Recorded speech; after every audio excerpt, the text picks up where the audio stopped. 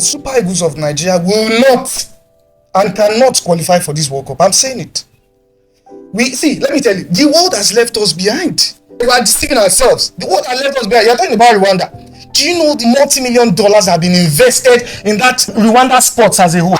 It's great to have you join us on today's episode of Meshview Sports, where we'll be bringing to you unbiased analysis of sporting activities across the world. And today we'll be talking on the topic that says,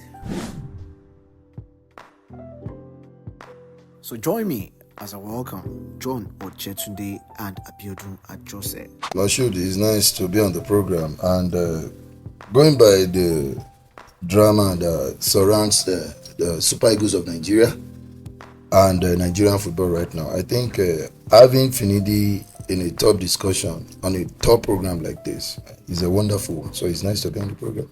Long John. It's great to have you. Yeah, thank you very much, Moshood. Absolute pleasure to be here. First time on the set, and I'm doing this with. Let me say that I actually like your voice. It's so broad. Wow. That is a special compliment. Yeah. Yeah. So I mean, he's got a buzz voice, and good to be here once again. Thank It's you. nice to, because Long John. You know, I've been hearing about Long John and for a long time. Thank you. And there is this musician, Long John. Long John. Who exactly is Finidi George, and what has been his affiliation with Nigerian football?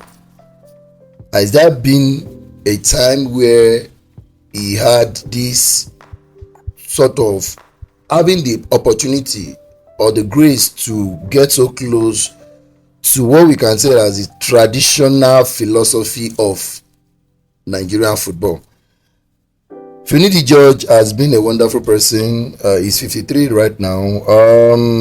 He started his journey as a footballer at the local scene here, Calabar Rovers. And after a year, he moved to Iwanya National, which is now Atland FC.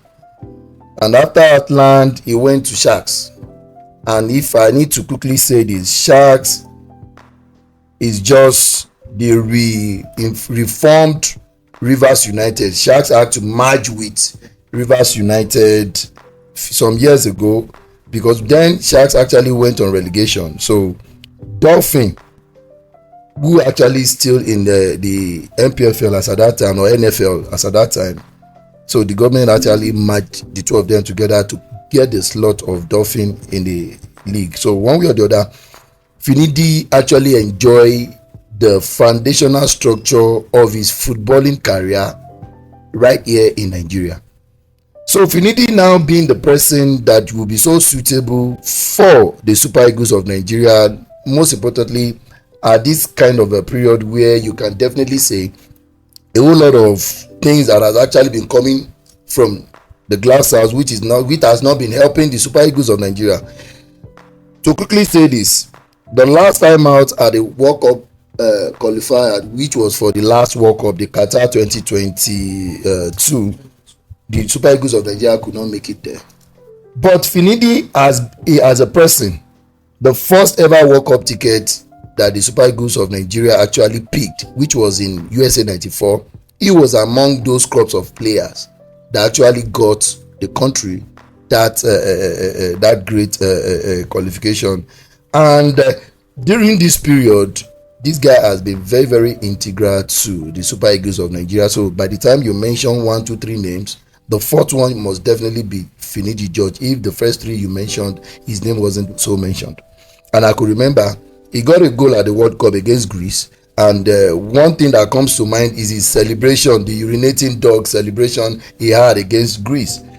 So to a very large extent, the foundationally, I can say Finidi George is grounded as far as Nigerian football is concerned. But as a footballer, his club football career, he went to Europe, Real Betis, Ajax, Real Betis, Mallorca, Ipswich Town, and even in the capacity of his sporting director for Real Betis at some point in time before he retired fully, and he went back home and he got the job to be in charge of Eyimba FC in 2021, and by 2023 he won the MPFL. which means everything is looking very, very beautiful for him as a person. And also, he was the assistant coach to Jose Pesero, who was the manager that took Nigeria to the last Cup of Nations, where we got to the final and lost to the hosting country, Cote d'Ivoire. So if you put all of these things together, you categorically say, by virtue of his experiences and what he has gathered, he should definitely be tagged as the right person for the job. Let me do a little shift. When Cote d'Ivoire got to the last World Cup, the manager was sent away after the third group stage match, and the assistant manager was brought in. The Ivorian FA were not so interested in bringing him, but all the names they could put their mind on, negotiations and every other thing could not fall into places, so they had to go with the person that is available, and the guy did the unthinkable, taking Cote d'Ivoire from that abysmal form they were at the group stage, and at the end of the day they won the trophy. So you would definitely say, by virtue of what Emerson has gotten and by virtue of what Finidi just has gotten, I think Finidi just should definitely do better compared to what Emerson actually did for Cote d'Ivoire. But with the situation of things, you definitely start asking yourself, are we really right to have considered all of these plus and minus that I've taken note of to have given him the job? Because why? The two important matches that was to be played against teams that are not as rated as the Super Eagles of Nigeria, we actually did not live up to expectation. I mean the Super Eagles of Nigeria. Before he got the job, I can categorically say he should be the right person for the job. But after the first two matches, I will have to change my mind on that. Do you think if Finidi had gotten that job before the games between Benin Republic and South Africa, would you think there would have been something different, knowing that he wasn't in charge when we played Lesotho and Zimbabwe? If he had gotten that job at that point, what would have happened? Well, beautiful question, Moshood. But first, I'd like to, thank you for giving us that background, about that foundational, that foundation, for Finidi. I was about talking about it, but since you mentioned it's quite interesting. So, to your question, Moshood. First off, we know where we are as a country, and we look at what we've been doing over the years with, especially our local coaches, and how well we've disrespected these guys, not showing them the level of respect we give to the likes of Jose Pesero, Rohr, and some other coaches we've had in the past. So, if Finidi had gotten the job before that, maybe he would have done a fantastic job. But first, what were the criteria for hiring Finidi? He mentioned some of them, and also what was the contractual terms for hiring Finidi? We saw some of those things. It was documented, it was written down. But for me, you want to hire a manager who you only gave 2 games ultimatum, actually, to not 2 games, but those games are very sacrosanct. He has to win them for us to qualify for the World Cup. And we know what happened during the Nations Cup. We had the manager Jose Pesero, who in quote didn't play beautiful football, but somehow miraculously were able to get to the finals of the competition. Because I'm sure a lot of persons will agree with me in this room that was not the best of football for us at the Nations Cup. Jose Pesero he found a way to win. Wasn't the best of football, but he set up those players and was able probably to utilize them to their strength. He knows that someone like Victor Osimhen is very fast, pacey. He's so good. He's so good when you play him behind. He can run and he can find a way to bully defenders. Then, setting up from the midfield, the likes of Wobi and Alisson and the likes, just find a way to ensure that he wins. Now for Finidi George, he gave us a beautiful background, considering the fact that Finidi George has been with the likes of Ajax and the kind of managers that he has been under. He's suited to possession style of football. He wants to possess and also find a way to win. And when he was about taking that job, I was having discussions with some of my colleagues, and I'm like, yes, I prefer a local manager. Yes, I want a local manager to take over this team. But I'm not too sure if Finidi taking this job at this time is actually the right thing to do. If you ask me, if I was a manager, I wasn't going to take up that job.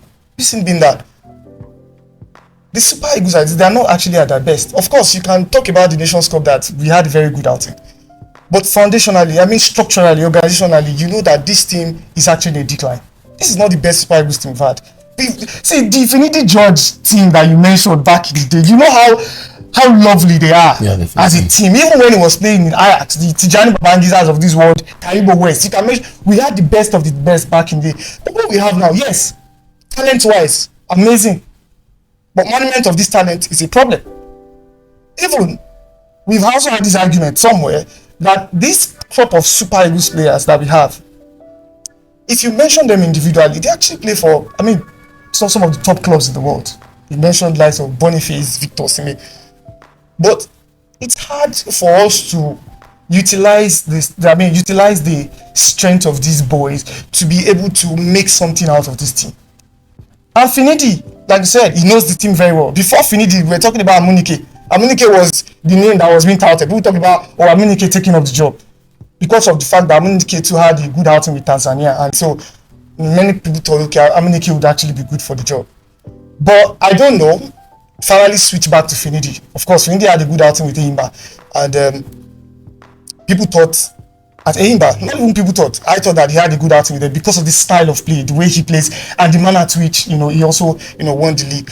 And people doubted him before coming to Eimba. They said, oh, he hasn't coached in the NPFL before, it's going to be difficult. But he proved everybody wrong that even if I've not been there before, I know what is obtainable here. But not minding is an abridged league format that he actually won. Yeah, whether or not you can. Yeah, I agree with you. You can play an abridged league format, but still, if you're not good enough, you still might not win it. Exactly. So it's not a dent on whatever he's done. Yeah. So my point is this: Finidi taking up that job, knowing fully well that our chances of going to the World Cup is very slim. I think that was where the calculation went wrong. See, you want a structure for the Super Eagles, you want a style, a particular philosophy for the team. You have to give the manager long term. See, I know it happens. The fair you mentioned, the Ivorian guy, he came in, he changed things. You see that immediately that guy took over that team at the Nations Cup, you see that the Ivorians even played better. And there was massive support, for the Ivorians. Don't forget the fact that they were also the host nation. But for Finidi, taking up that role at that time, because if you are as a manager, you want to be assured that you are giving me a long-term contract. Do you know what long-term contract does to manager? It gives them this ease of life, and they have a team to work with. Look, for example, let's go to Erik ten Hag. Erik ten Hag was not happy with the fact that the current contract that was now changed was suggesting that he was going to be given a 1-year contract. And he's saying that a 1-year contract wouldn't do anything to me. He's telling me that you don't trust me. You are telling me that you are not sure of what I'm going to do. And so, for Finidi taking up that role, if I was his advisor, I would have told Finidi, you need to decline this job. Of course, I know that we as humans, CV-wise, exactly, have coached the Super Eagles of Nigeria, but how did it end? How did it end? It didn't end well. So, I agree with the question that if you had given him more time, maybe Finidi had probably even taken us to the Nations Cup, then prepare for this one. Maybe that had been a different ball game because he would have worked well. We have known these players very well. See, being an assistant manager is different from being the manager. Of course. The people have been making that assertion that Finidi job knows the team well. Yes, you cannot, but you are not the manager. You are not the one calling the shots. If you are calling the shots, it's different from somebody who is just, when you are assisting, yes, you can sometimes see what the manager is not seeing. You can have a kind of a way of overseeing. But if you are not calling the shots, it's a different ballgame. So for Finidi George, I think it was the wrong calculation. You asked me if he had won, maybe I won't be saying this. If he had won, I won't be saying this. But for the fact that he proved me right, he shouldn't have taken up the job. Was Steve Keshi, was he disrespected? No, I sincerely don't think so. And this argument of how well have we treated our local managers, the reality about it is the fact that the owner of a property, of a product, determines the price he sells it. How as the local managers, how have we been carrying ourselves? Without trying to tread on the path of the likes of Sunday Olise. He's someone who would definitely want to dot all I's, cross all T's when he's having a contractual conversation with you. and you is so obsessed with being in charge of whatever it is you must have placed under his care, and he want to run at his own capacity, at his own pace. But in the real sense of it, local managers has always acted like this tomboy kind of a thing. Like, get me this job, please. I need this job. I need to feed my family. But bros, we don't believe them. No, hold on. For whatever appointment or contractual discussion you are having with someone, and you are coming out a little bit more humble than the next party, you sincerely won't get what it should have been made for you. And that is it. Respect is part of it. And come to think of it, although the Finidi judge we are mentioning right now, because presently is actually the manager of Rivers United, he actually didn't want to join the pool of coaches who, after being taken out of job as a Super Eagles manager, they will go and stay in one pool. You know, when I was in the banking or in the industry, once you are a branch manager, you are being taken out of a branch without being placed on another branch or another corporate responsibility. They take you to pool, and from pool you either come back out or exit. So we have the likes of Eguavon, Samson Siasia. They will not try and look out for, can I get a local job? Rather, let me wait. Once the stakeholders are in need of interim managers, they come into the arrangement. So, but the reality about that is the home base or local managers not being given their due respect. It's always on them. Who says you cannot go out there, push yourself outside the shore of this country? How many cases started from another country in Africa? Stephen Keshi, you mentioned, started from Togo. After they must have actually, they did well for themselves outside the shore of this country before they got their due respect as far as Nigeria is concerned. My next question would have been, what's next for Finidi? But already we Yes. know that he is currently the manager of Rivers United. John, do you think that's the right move for him? Okay, so psychologically, so what this does to a manager like him is, I was thinking that he'd probably be on the sideline for a while, because I was also asking the same question, what's next for him?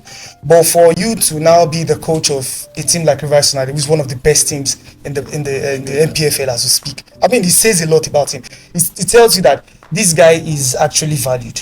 Yes. Even if the Super Eagles, you see the manner at which the guy left. They had a 3 hours meeting on what went wrong during the qualifiers. How can we improve it? And then after the meeting, he was driving and someone called him that, 3 hours later, and someone called him that, Finidi, how far, you here with this up? He said the person sent a link to him. He now read the link, read everything that happened, what they said that, okay, that they're going to hire a new technical director, whatever, aspired for the Super Eagles. And he knew at that point that, now this is not for me, because he will now be subservient to the technical director. So, see, this guy don't live for Europe for a while, and he knows what is obtainable in the system. He had to just resign. See, one of the problems we have in a country like ours is that people don't resign, and it's because of economic problem. You see somebody is being trampled upon, but because of the money he's getting and whatever it is that he's getting, you see the guy just say, let me stay on the job whatever happens. And look at Finidi, just like I mentioned, he's got a job with Rivers United. From Rivers, I'm sure he's going to get something better. Maybe from Rivers, another African team can actually pick him up. One thing about coaching I know is, even times when you're not doing well, where we the fans are judged this manager as terrible or whatever it is. Haven't you noticed that one way or the other, another team gets to hire this manager? Are you asking yourself, how come? With the failure this guy has had in the past. So for Finidi, there's a whole lot ahead for the young man. I think he's not a bad manager. I think he's somebody that would get the accolades, going forward. Considering the current standings and upcoming qualifiers, what are the realistic chances for the Super Eagles to qualify for the 2026 World Cup? The question I'm going to confused. Moshood, let me be sincere with you. In this part of the world, we are all mathematicians. Most especially if it has to do with the Super Eagles of India. I could categorically say, I learned coefficient calculation and the rest of it because of true football Super Eagles of Nigeria. If so team, if they should lose their own and we can rush to win our own, definitely we'll be on 3 points too. Yes, and those one will now be on 5 points. It's just for them to come to our own home. We will now beat them, you know, to a very large extent, until calculation wise getting at the top of the table is not possible before you can categorically say it is over. But right now, calculation wise, the Super Eagles can still get to the top, because why? They've only done 4 matches. We drew 3 and we lost 1 against Benin Republic. Oh Lord have mercy. See, I just do the calculation. So, but because the reality about it is that I actually don't want to believe. Yeah, I believe. Being in that group of Zimbabwe, Lesotho, Holy Ghost fire. Because the only team that can give us tough time should have been South Africa. Even if we get to lose points against South Africa at home, we can still gather them, because even Rwanda dealt with this South Africa 2-0. But if you take our time to look at things, the only chance I will say is, without considering maybe if they should get it right, getting the right manager, putting the house together, or that's an internal, but on the pitch, can we guarantee that for all the remaining matches, out of 100%, we can get out that like 90%, 95% in terms of points gathering, if that is possible, which means I'm actually talking about winning almost all the matches, all the remaining matches, both home and away. So, do you think that we have that last strength in us to still pick up with slots? Where's my camera? Okay, this is my camera. So, this is it. The Super Eagles of Nigeria will not and cannot qualify for this World Cup. I'm saying it. Let me tell you, the world has left us behind. We are deceiving ourselves. The world has left us behind. You're talking about Rwanda. Do you know the multi-million dollars have been invested in that Rwanda sports as a whole? I think his question is not so correct. He talked about NFF, Super Eagles. See, in this room, we have upcoming sport journalists like us. We too, we are going to face the music as well.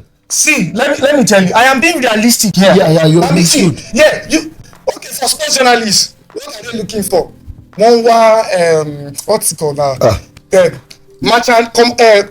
Commercials. I can be easier. Yes, merchandising, adverts, sports journalists, whatever. I am sorry. Sports journalists, I'm sure people are listening to me. This Super Eagles team will not qualify. I am saying, my name is John Ojetunde, so you can go anywhere. The back of them in Nikorodu, no problem. So, but I'm just saying this because truth is, I like us to be realistic with our chances. This Super Eagles team, they are not good enough. First, we are even Moshood. We don't even know our next manager. Do you have a manager as we speak? See, before you say Jack, we're already in March. We're in July as I speak with you. And see, truth, if you see a serious organization like the NFF, unlike the NFF, they would have actually looked out for who is going to become the next manager. Let the person know what is at stake. Let the person know that if we don't make it to the World Cup, these are the consequences. And let me tell you, there's no consequences. No. This is the